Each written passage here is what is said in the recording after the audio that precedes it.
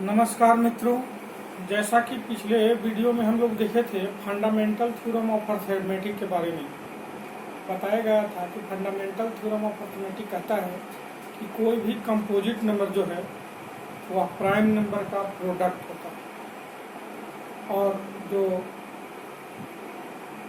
Product होता है वह ऑर्डर पर डिपेंड नहीं करता है। अगर हम देखेंगे तो 12 को हम 2 इंटू 3 भी लिख सकते हैं और 3 इंटू 2 भी लिख सकते हैं। दोनों में 3 और 2 आ रहा है। ये यूनिकनेस को दर्शाता है। लेकिन नियम यही कहता है कि जब भी हम फैक्टराइज करें तो ऑर्डर में इसको लिखें, यानी 2 इंटू 3 इक्वल टू 12 भी सही माना जाता है। तो इसी क्रम में आज हम लोग एप्लीकेशन है फंडामेंटल थ्योरम का, उसको हम लोग देखेंगे। उस पर एक थ्योरम है। थ्योरम कहता है 6 to the power prove that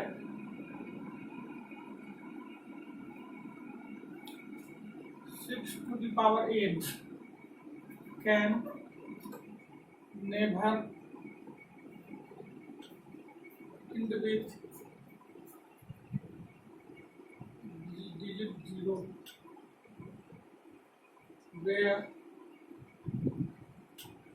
n is member of capital N। यहाँ पे एक चीज प्रश्न में समझना है मित्रों कि यहाँ जो n है वह नेचुरल नंबर को दर्शाता है। ये जो n है पावर को दर्शाता है, और ये जो n है कैपिटल N है वह नेचुरल नंबर को दर्शाता है, नंबर्स को दर्शाता है। यानी कह रहा है कि प्रश्न जो है 6 to the power n में प्रतिबंधित किया है कि जो पावर होगा वह नेचुरल नंबर ही होगा। अब कुछ होगा कि होल नंबर नहीं हो सकता। अगर होल नंबर यहाँ 0 लिख लेंगे, होल नंबर में 0 भी आता है तो इसका वैल्यू 1 हो जाएगा, यानी प्रश्न पूरी तरह से चेंज हो जाएगा। इसीलिए प्रश्न में कुछ प्रतिबंध है कि जो इसका पावर होना चाहिए वह नेचुरल नंबर का ही मेंबर होना चाहिए। तो आज हम लोग पढ़ेंगे कि 6 to the power n can never end with digit 0 where n is member of n। सबसे पहला चीज है end with digit 0 का क्या मतलब होता है। end with digit 0 का मतलब होता है कि जैसे 6 का हम अगर मान लीजिए कि 3 पावर किए तो 6 इंटू 6 236 आया, यानी यूनिट डिजिट इसका 6 आया, 6 आया। तो यूनिट डिजिट कोई भी अगर पावर कहता है 6 का लेने पर तो इसका कहता है कि यूनिट डिजिट जो होगा वह 0 नहीं होगा। इसी को प्रूव करना है कि 6 का अगर हम कोई भी पावर ले, मान लीजिए कि यहाँ 3 की जगह पर हम 101 पावर ले लिए, फिर भी मान लीजिए कि 6 का पावर 101 ले लिए, तो ये जो डिजिट आएगा अंतिम में, ये मान लीजिए इसका यूनिट डिजिट हो गया। ये कहता है कि 0 नहीं होगा, 0 को छोड़कर कोई भी अंक होगा 0 नहीं होगा। इसको हम लोग प्रूव करेंगे। कैसे प्रूव करेंगे, ऐसे भी आप लोग देखिए कि 6 का पावर 3 किए तो 206 आए, और 6 का पावर अगर हम 5 भी करेंगे तो 6 इंटू 6 यानी 36 से 216 में 36 से गुना करेंगे, 36 की 6 हाथ में 3,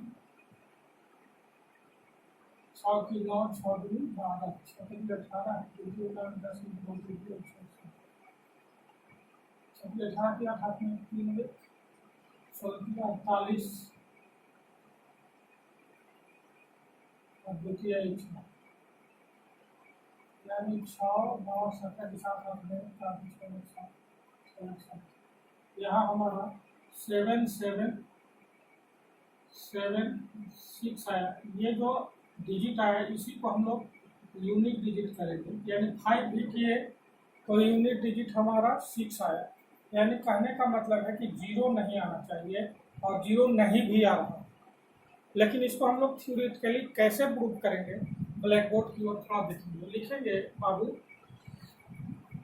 सॉल्यूशन में लिखेंगे सपोज, इसको कंट्राडिक्शन मेथड बोला जाता है प्रूव करने। सपोज कर लेंगे, suppose 6 to the power n can end with digit 0।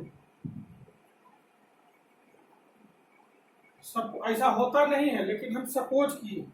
Contradiction method से बताने के लिए उल्टा सपोज करना होता है, यानी जो प्रूव करना है उसका उल्टा हम सपोज करते हैं। जैसे किसी को ईमानदार प्रूव करना है, वह आदमी ईमानदार है भी, तो उसको हमको चोर प्रूफ मानना पड़ेगा। मान लेंगे कंट्राडिक्शन से प्रूव करने में कि वह आदमी चोर है, लेकिन जब उस पर जांच बैठा तो कोई भी एक्टिविटी में वह चोर मालूम नहीं पड़ा। इससे हम कह सकते हैं कि वह आदमी चोर नहीं है, हम मान लिए थे गलती से कि वह चोर है।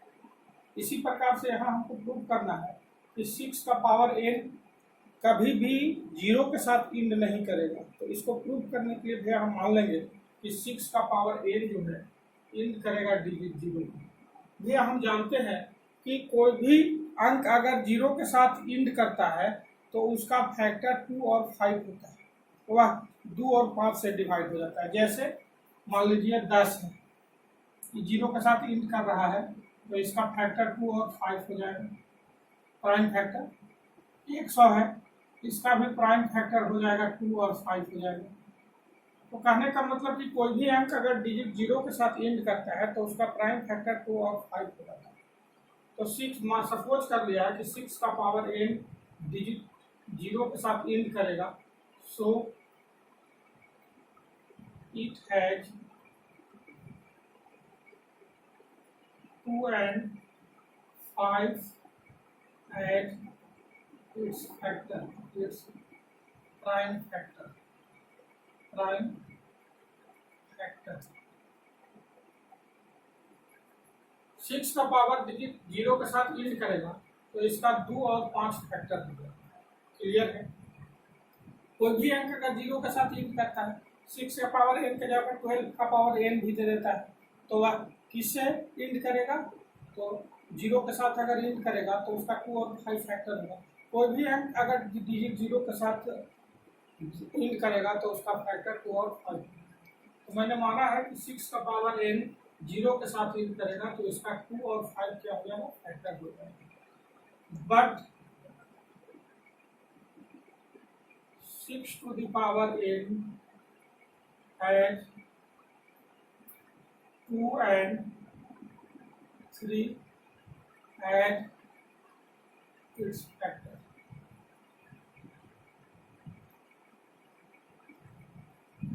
लेकिन 6 का 2 और एज इट्स प्राइम फैक्टर।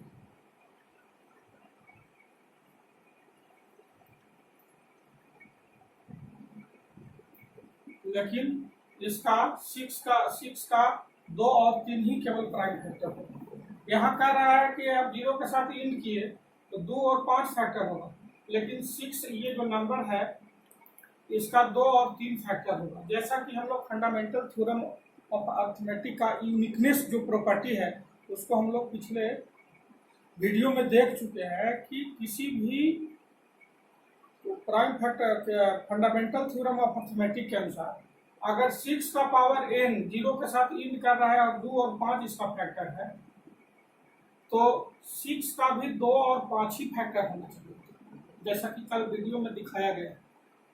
तो 6 का पावर यहाँ 6 का यहाँ पे 2 और 3 फैक्टर हो रहा है, जबकि 0 के साथ इंड करेगा तो 2 और 5 फैक्टर होगा। लिखेंगे by fundamental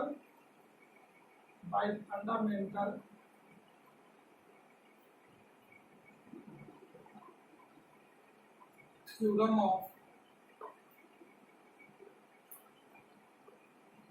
arithmetic by fundamental theorem of arithmetic, fundamental theorem of arithmetic, fundamental theorem of arithmetic के अनुसार इट arises contradiction। जो यूनिकनेस प्रॉपर्टी है इसके अनुसार कंट्राडिक्शन उत्पन्न हो रहा है। 6 का 2 और 3 फैक्टर हो रहा है और 6 का 2 यहाँ यील्ड कर रहा है 0 से, तो 2 और 5 फैक्टर होगा। ऐसा कभी नहीं होता है फंडामेंटल थ्योरम में। अगर 6 का पावर 2 है, 36 आया, 36 अगर प्राइम फैक्टर 2 और 3 से डिवाइड हो रहा है तो 6 को भी 2 और 3 ही से डिवाइड होना चाहिए, ये फंडामेंटल थ्योरम कहता है। लेकिन यहाँ पे 2 और 5 से डिवाइड हो रहा है, यील्ड कर रहा है 0 से, और जबकि इसका 2 और 3 फैक्टर हो रहा है, तो कंट्राडिक्शन हो रहा है। वही लिखना होगा कि bye fundamental theorem of arithmetic it arises contradiction, so our assumption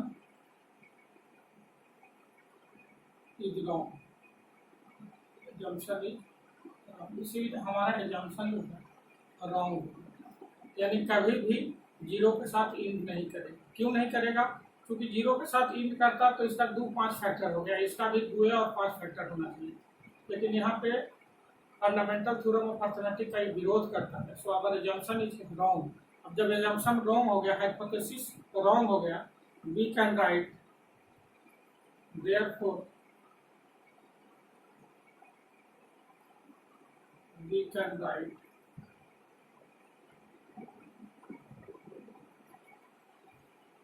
six to the power n can never